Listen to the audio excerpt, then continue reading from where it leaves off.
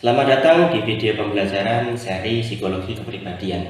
Di video kali ini kita akan mempelajari teori kepribadian dari salah satu tokoh bapak psikoanalisis, yakni Sigmund Freud.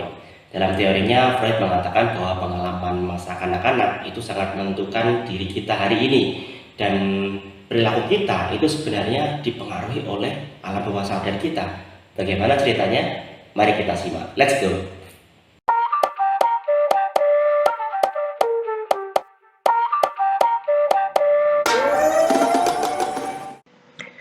Mari kita mulai. Sigmund Freud ini lahir pada 6 Mei 1856 di Freiburg, Moravia, yang sekarang ini merupakan bagian dari Republik Ceko. Freud ini anak sulung dari 8 bersaudara dalam keluarga Yahudi kelas menengah. Saat Freud berusia 4 tahun, keluarganya pindah ke Vienna, Austria, dan menjadi tempat tinggal hampir sepanjang hidupnya Freud. Freud menunjukkan kecemerlangan akademik sejak kecil. Ia fasih dalam beberapa bahasa dan memiliki minat besar dalam ilmu pengetahuan.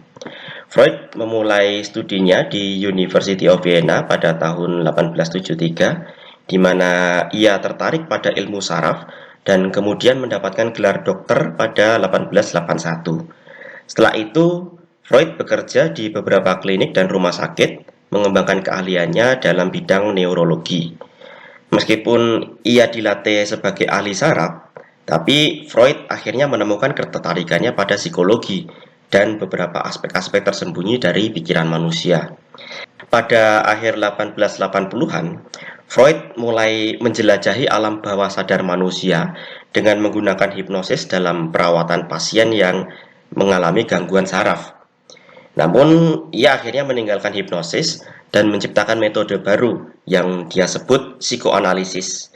Psikoanalisis ini adalah pendekatan terapeutik yang fokusnya pada pemahaman konflik antara pikiran sadar dan bawah sadar. Freud juga dikenal karena ketertarikannya pada mimpi. Bukunya yang paling terkenal yaitu The Interpretation of Dream menjadi salah satu karya fenomenal Freud yang sangat berpengaruh dalam keilmuan psikologi. Dalam buku ini, ia menekankan pentingnya mimpi sebagai jalan untuk memahami alam bawah sadar manusia. Selama hidupnya, Freud menerbitkan banyak karya dan membentuk kelompok pemikir yang dia sebut Vienna Psychoanalytic Society. Meskipun banyak teorinya yang kontroversial, tidak ada yang memungkiri bahwa pengaruhnya di psikologi modern ini sangat besar. Freud meninggal pada 23 September 1939 di London, di mana ia melarikan diri saat itu untuk menghindari Nazi. Hingga hari ini, ia diakui sebagai salah satu tokoh paling penting dalam sejarah psikologi. Freud memperkenalkan konsep pikiran manusia yang terdiri atas dua lapis, yaitu pikiran sadar dan bawah sadar. Ia menggambarkan pikiran manusia itu seperti gunung es, di mana hanya sebagian kecil yang terlihat di atas permukaan air, yaitu alam sadar kita. Alam sadar mencakup segala sesuatu yang kita sadari, seperti pikiran, perasaan, dan persepsi. Namun, sebagian besar dari pikiran kita itu tersembunyi di bawah permukaan, di alam bawah sadar. Alam bawah sadar mencakup dorongan, keinginan, dan ingatan yang ditekan atau tidak disadari, tapi pengaruhnya sangat besar dalam perilaku. Freud percaya bahwa konflik dalam alam bawah sadar ini dapat muncul ke permukaan, misalnya melalui mimpi, selip lidah, atau gangguan psikologis.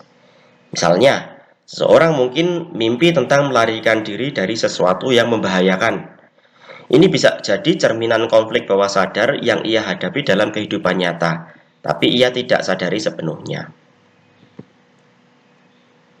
Freud menyatakan bahwa kepribadian kita terdiri atas 3 elemen utama, yaitu id, ego, dan superego.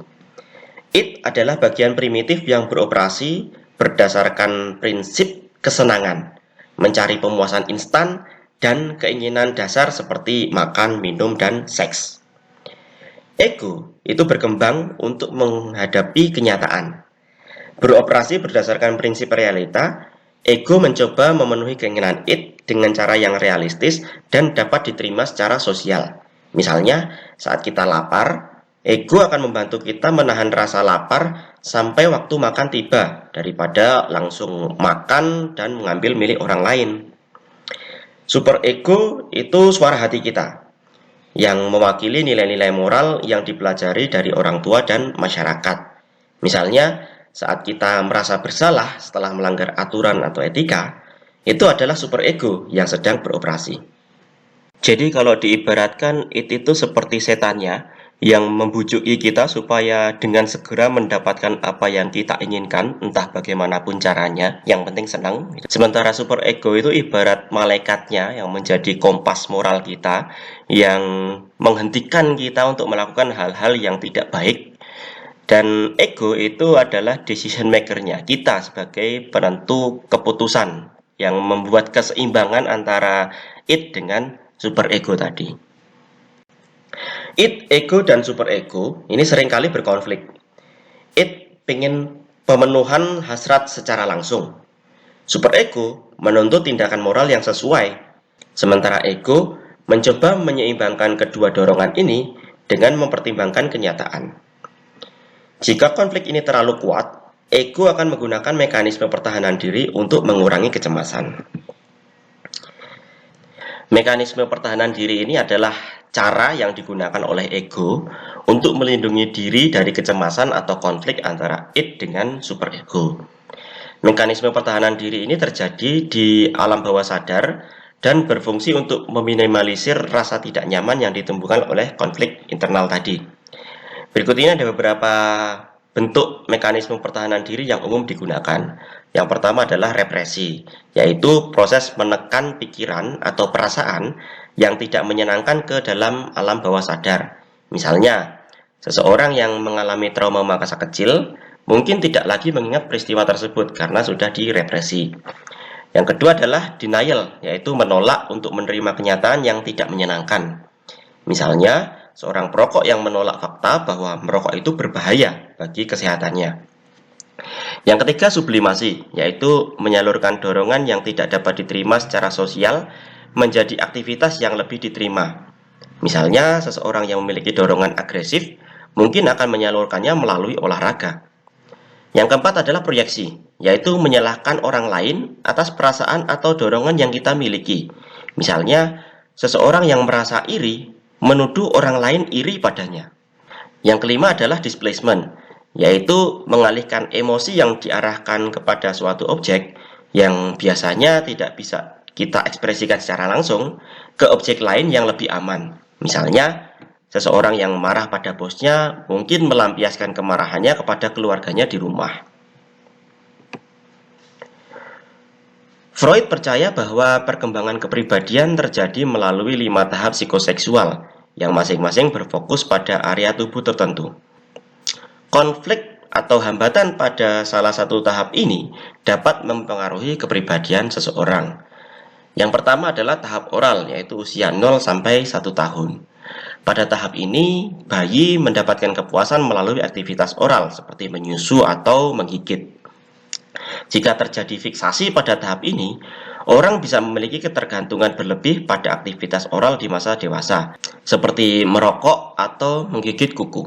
Contoh lainnya, orang yang selalu mencari kenyamanan melalui makanan berlebih mungkin juga mengalami fiksasi pada tahap ini. Yang kedua adalah tahap anal, yaitu usia 1 sampai 3 tahun. Pada tahap ini, sumber kesenangan utama itu adalah pada pengendalian buang air besar.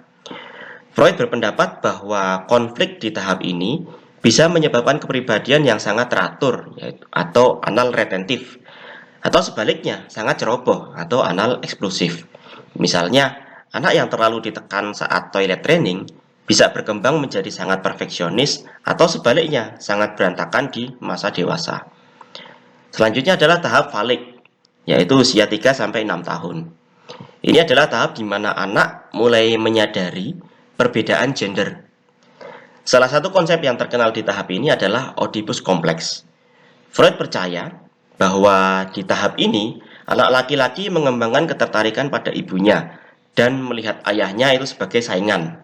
Sebaliknya, pada anak perempuan, konsep ini disebut elektra kompleks, di mana mereka merasa iri pada ayahnya dan ingin mengalihkan cinta ibunya. Freud percaya bahwa Oedipus kompleks akan diselesaikan ketika anak mengidentifikasikan dirinya dengan orang tua yang jenis kelaminnya sama, yang membantu pembentukan identitas gender dan moral. Tahap berikutnya adalah tahap latensi, usia 6 sampai pubertas. Libido pada tahap ini tidak aktif, dan anak lebih fokus pada pengembangan keterampilan sosial dan hubungan dengan teman sebayanya. Tidak ada konflik besar pada tahap ini, dan fokus utama adalah belajar berinteraksi dengan orang lain. Tahap terakhir adalah tahap genital, yaitu masa pubertas sampai dewasa. Pada tahap ini, perhatian seseorang bergeser ke hubungan seksual yang sudah matang. Keberhasilan dalam tahap ini ditandai dengan kemampuan untuk membangun hubungan yang sehat dan penuh kasih dengan orang lain, serta mengelola dorongan seksual dengan cara yang dewasa dan bertanggung jawab. Teori Freud mengenai id, ego, superego, mekanisme pertahanan diri, dan tahap perkembangan psikoseksual menekankan kompleksitas pikiran manusia. Meskipun banyak dari teorinya yang kontroversial, tapi pengaruh Freud dalam psikologi tetap besar hingga saat ini. Terima kasih sudah menonton video ini dan sampai jumpa di video berikutnya.